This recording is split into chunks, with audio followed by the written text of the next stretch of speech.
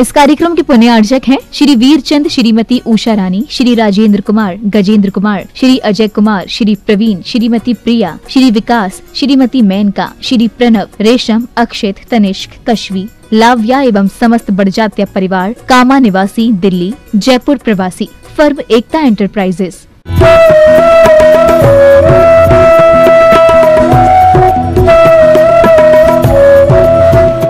गुमनामी के अंधेरे में था, पहचान बना दिया। गुमनामी के अंधेरे में था, पहचान बना दिया। दुनिया के गम से मुझे अनजान बना दिया।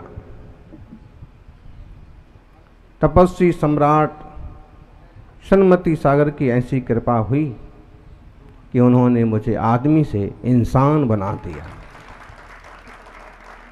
गुरुदेव की एक श्रेष्ठतम शिक्षक की ऐसी कृपा हुई कि उन्होंने आदमी को इंसान बना दिया। पैदा आदमी के रूप में होते हैं, इंसान गुरुओं से शिक्षा पा करके बनते हैं। श्रेष्ठतम शिक्षक, सबसे पहले टीचर, सबसे पहले शिक्षक, सबसे पहले प्रोफेसर कौन थे? आदिनाथ भगवान, जिन्हें हम महादेव कहते हैं, प्रजापति विश्वकर्मा कहते हैं, ब्रह्मा विष्णु महेश कहते हैं। तीर्थंकर आदिनाथ ने दुनिया को वो शिक्षाएं दी जो आज भी मूलभूत शिक्षाओं के रूप में मान्य होती हैं। असीम असी कृषि, शिल्प कला, विद्या और वाणिज्य, जो अवधारणाएं उन्होंने उस जमाने में स्थापित की, आज भी वे हमारी देश की शोभा और सुविधा में सबसे आगे हैं। तलवार चलाना सीख लीजिए, कभी कोई आक्रमण करे तो सबक सिखाइए। मसी माने लेखनी का उपयोग करना सीखिए, अच्छा लिखिए, गणित लिखिए, ब्राह्मी लिपि लिखिए, प्राकृत भाषा लिखिए, संस्कृत का उपयोग कीजिए, भाषाएं सीखिए, लिपियां सीखिए, लिखिए। कई बार बोली तो गायब हो जाती है, बोला हुआ तो आसमान में तिरोहित हो जाता है, लेकिन लिखा हुआ बरसों बरस तक काम आता है। अस्सी मसी कृषि, खेती करना सिखाया। ऋषभ देव का संदेश था, ऋषि बनो या कृषि करो। ऋषि बनोगे तो तप करके विश्व शांति की प्रार्थना करोगे। तुम शुद्ध आचार विचार, शाकाहार, सदाचार का जन जन में प्रचार करोगे, और अगर कृषि करोगे तो अपने पेट भरोगे, दुनिया का पेट भरोगे, लोगों को जीने के लिए ऊर्जा प्रदान करोगे। असी मसी कृषि, आपको मालूम होगा दक्षिण भारत में आज भी ढेरों जैन लोग कृषि ही करते हैं, और कई बार उत्तर भारत के जैन उन्हें ऐसे समझते हैं तो किसान हैं। क्यों? यहाँ वो परंपराएं एक तरह से खत्म हो गई और व्यापार चालू हो गए, और वहाँ आज भी उन्होंने खेती को ही अपना रखा। जिन हम आदि सागर जी, शांति सागर जी, विद्यानंद जी, यशभूषण जी, इनके जो नाम लेते हैं, ये भी अपने अपने गांव के पाटिल थे, मुखिया थे, जमींदार थे, मतलब एक तरह से किसान ही थे। और वो जानते थे इंसान और इंसानियत, शाकाहार और सदाचार, और जीवन के उत्तरार्ध में उन्होंने मुनि दीक्षा स्वीकार की। पहले कृषि भी की, बाद में ऋषि भी बने। असी मसी कृषि, शिल्प कला बहुत बड़ी कला है। मूर्तियां शिल्प कला से ही बनी, मकान शिल्प कला से बनते हैं, वो भी सिखाया उन्होंने। विद्या, ढेर तरह की विद्याएं हैं, ज्योतिष है, सामुद्रिक है, खगोल है, भूगोल है। शून्य का आविष्कार भी ऋषभ देव ने किया, गाड़ी का पहिया, चक्र। और ऋषभ देव, लेकिन इतिहास इतना पुराना है कि वहाँ तक पहुँचने में बड़ी कठिनाई होती है, इसलिए वेद भी ऋषभ देव का नाम लेते हैं, और नाम लेकर के भी कहते हैं कि ऋषभ देव तो प्रागैतिहासिक हैं, मतलब बहुत लंबा काल हो गया। 24 तीर्थंकरों में सबसे पहले तीर्थंकर।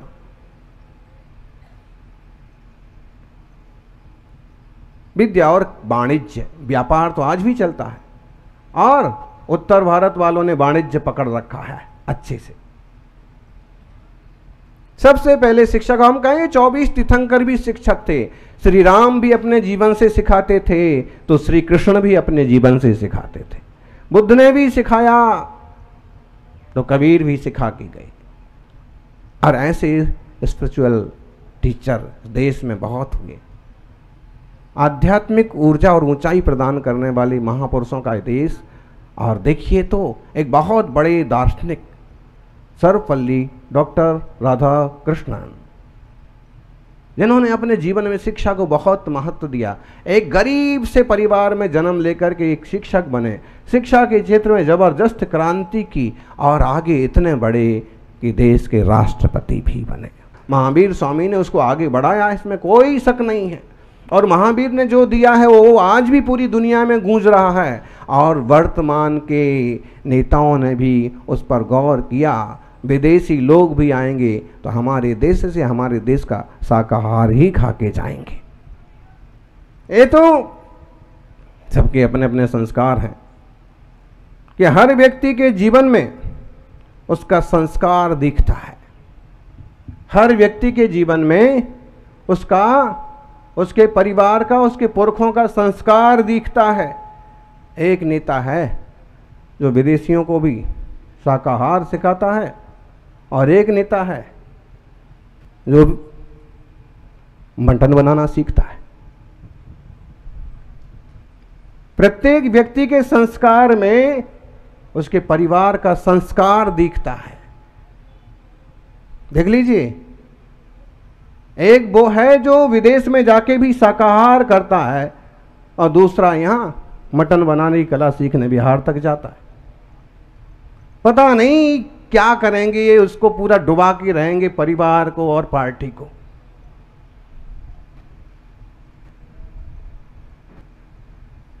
लालू से गाय की विशेषताएं भी तो सीख सकते थे, भैंस का दूध निकालना भी सीख सकते थे, चंपारण का मटन बनाना सीखा। बेवकूफी देखिए, 40% लोग तो इनकी बेवकूफी से नाराज यूं हो गए होंगे देश के कि सीखने गए तो क्या सीखने गए। मोटरसाइकिल सुधारना सीख लेते, वो अच्छी बात है, कोई बात नहीं, किसी की पंचर होगी तो जोड़ने के काम तो आएगी। कुम्हार के यहां मटका बनाना सीख लेते, ठीक है, सात्विक कला है, मटका किसी के काम आएगा, कोई उसमें पंचेंद्रिय जीव का घात नहीं हो रहा। सीखने गए तो क्या सीखने गए।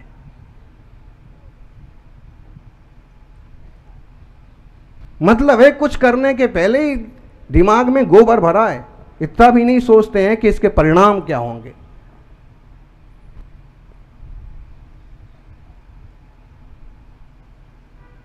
हमारा तो खूब मन दुखा।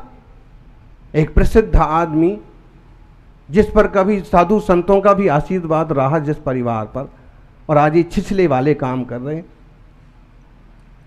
और सीखने भी उनसे गए हैं जिनने चारा खा खा खा खा खा करके और जानवरों का भी हिस्सा मार दिया। क्या बोलेंगे। सीखो, शिक्षक से सीखो। और शिक्षक वो होता है कि जिसका आचरण बोलता है, जिसका आचार विचार बोलता है। साहब जब विद्यालय में पढ़ते थे, एक द्विवेदी जी थे, कभी लेट हो गए तो कहने लगते थे कि आज अमुक तरह का कीर्तन में लेट हो गए, आज संध्या वंदन के कारण से लेट हो गए। ये कभी नहीं कि कहीं मस्ती करने गए थे कि कोई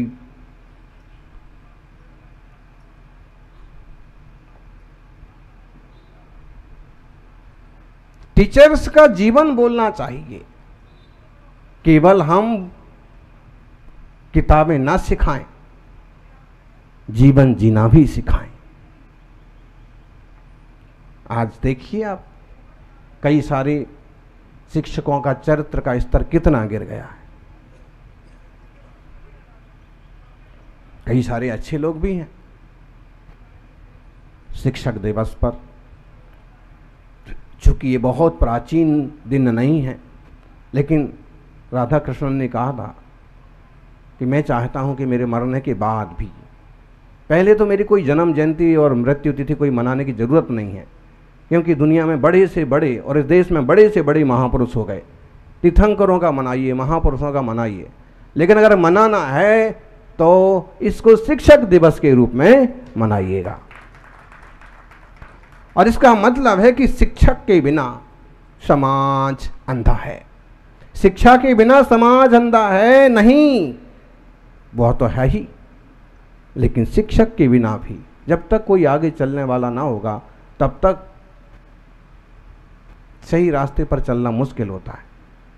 डाउट बना रहता है कि जो किताब में लिखा था वो सही है क्या, लेकिन जब कोई साथ में चलता है, किताबें रास्ता सिखाती हैं, शिक्षक रास्ता दिखाता है। महावीर एक बहुत बड़े शिक्षक हुए, कुंद कुंद जैसे आचार्य जिनके समय सार को हम पढ़ रहे, समंत्रभद्र जैसे महामनस्वी आचार्य जिन्होंने वो सारी शिक्षाएं दी जिससे एक इंसान, सादा इंसान से भगवान बनने तक की यात्रा पूरी कर सकता है। स्कूल में, कॉलेज में हमारे प्रोफेसर से शिक्षक जो होते हैं वो सिखाते हैं एक जीवन जीने की कला। इस जीवन को आप कैसे ऊंचा उठाएंगे, कैसे अच्छे व्यापारी बन जाएंगे, कैसे बढ़िया जॉब करेंगे, कैसे बढ़िया आईटी कंपनी में पहुंच जाएंगे, कैसे आप बड़े से बड़े पद पर पहुंच जाएंगे, और ये टीचर से सिखाते हैं। लेकिन जो आध्यात्मिक गुरु होते हैं वो इस जीवन के आगे के बारे में भी सिखाते हैं। हमारा जीवन यहाँ समाप्त नहीं होता है, हमारे देश में पुनर्जन्म भी माना गया है, स्वर्ग नरक भी माना गया है, आत्मा परमात्मा भी माना गया है। हम मर गए तो अस्तित्व समाप्त नहीं हो गया। इसका मतलब है कि जो आध्यात्मिक गुरु होते हैं वो अगले भाव के बारे में भी सिखाते हैं कि ऐसा कुछ ना कर लिया जाए कि तुम्हारा जन्म बिगड़ जाए, तुम्हारा मरण बिगड़ जाए, तुम्हारा जीवन बिगड़ जाए। व्यसन करके लोग अपना जीवन बिगाड़ते हैं, शराब पी के लोग अपना जीवन बिगाड़ते हैं, अय्यासी करके लोग अपना जीवन बिगाड़ते हैं, और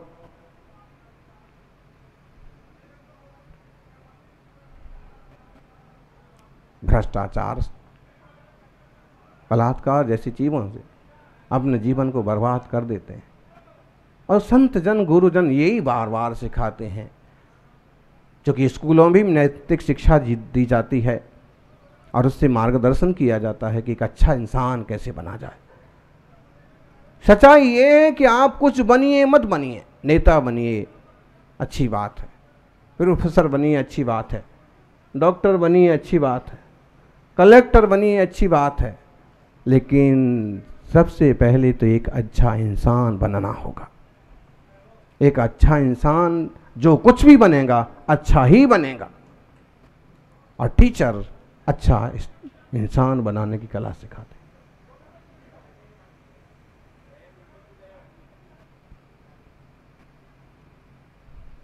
सौभाग्यशाली हो।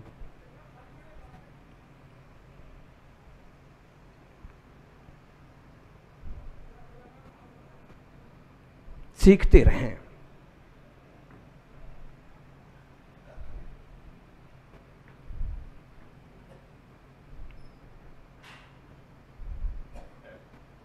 एक बहुत बड़े ज्ञानी पुरुष हुए और उनसे पूछा गया कि आप 80 साल के हो गए फिर भी सीखते हैं। तिरुवल्लुवर ने अपने कुरल काव्य में भी लिखा कि किसी पूछा कब तक सीखते रहना चाहिए, उन्होंने कहा जब तक सीखने में शर्म ना आए तब तक सीखते रहना चाहिए। जिस दिन तुम्हें शर्म आने लगी सीखने में, उस दिन समझ लो या तो तुम पर अहंकार हावी हो गया है, या फिर अपने सामने किसी और को कुछ समझते नहीं हो तो सीखने की जरूरत भी अब नहीं है। चाहे इससे आप पत्थर क्यों ना बन जाओ, पिछड़ क्यों ना जाओ, जब तक शर्म ना हो तब तक सीखते रहना चाहिए। हमारे यहाँ भी हम बहुत बार विद्वानों को भी अवसर देते हैं कि वे स्वाध्याय कराएं, और कई बार हम खुद भी बैठे रहते हैं। जरूरत होगी तो बोलेंगे, नहीं तो चुपचाप बैठे रहते। सबकी अपनी अपनी शैली होती है, सबके अपने उदाहरण होते हैं, सबके अपने गुण होते हैं, और तब तक औरों को भी सुनना सीखिए जब तक आप में सुनने का सामर्थ्य है। बताइए तो जरूर बताइए, जो सीखने योग्य हैं उन्हें सिखाइए, जरूर सिखाइए, ताकि वे भी अच्छा अच्छा सीख करके आगे बढ़ें। शिक्षक अच्छाइयाँ सिखाता है, लेकिन सच में देखा जाए तो सबसे बड़ा शिक्षक होता है एक माँ। कहते ना, a good mother better than 100 teachers. एक अच्छी माँ 100 शिक्षकों से ज़्यादा महत्वपूर्ण होती है। और इसीलिए शिवाजी भी कहते, जिजाऊ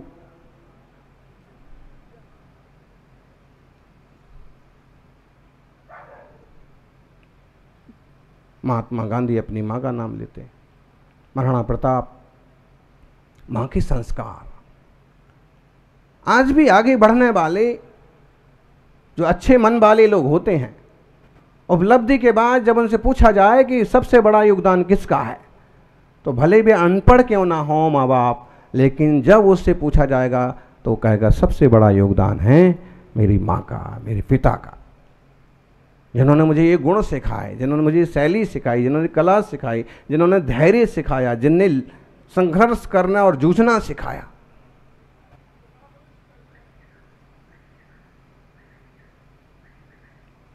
जानियो,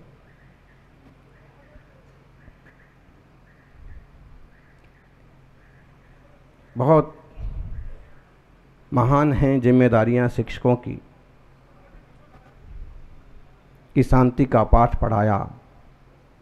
शांति का पाठ कौन पढ़ाते हैं?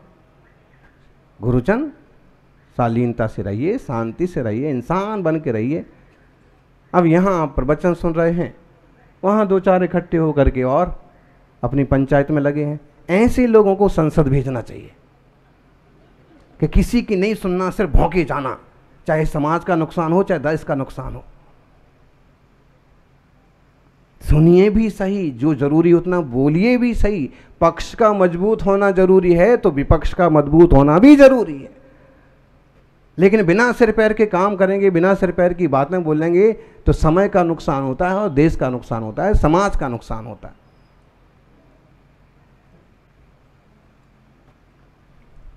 ओम। शांति का पढ़ाया पाठ, अज्ञानता का मिटाया अंधकार। सच में गुरु ने सिखाया हमें नफरत पर विजय पर प्यार। नफरत को दिल से निकालो, ये गुरु सिखाते। नफरत पर विजय पाओ। विजय किस पर पाना है?